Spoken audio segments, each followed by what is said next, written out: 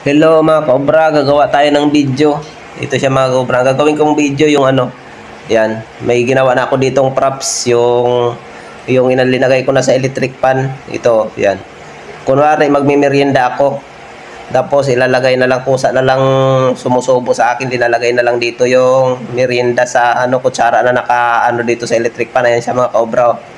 Yan, linalagyan na lang ng ano, tapos nakaupo lang ako, simple-simple lang yung upo ko. Madali lang itong panoorin pero medyo maano rin ito gawin mga kaobra. Ayan siya. Oh. Dalawa kami niya may kasama ako. Ayan.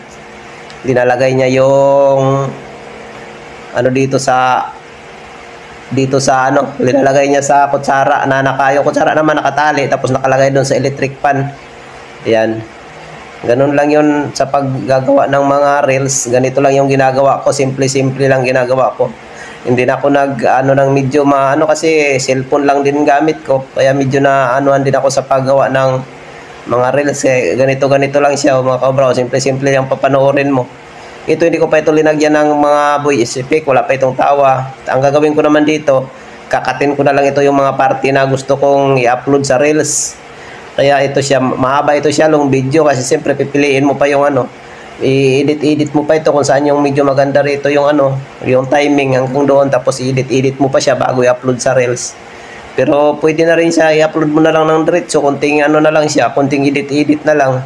Ang ginagawa ko naman dito, ini-edit ko na lang siya ng konti.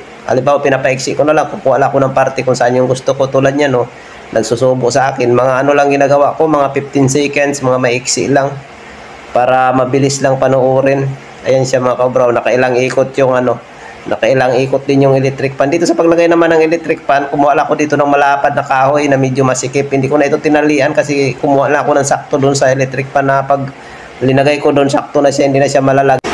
Okay, hanggang dito na lang. Maraming salamat sa panonood. Bye-bye. Thank you. Ingat kayo dyan palagi.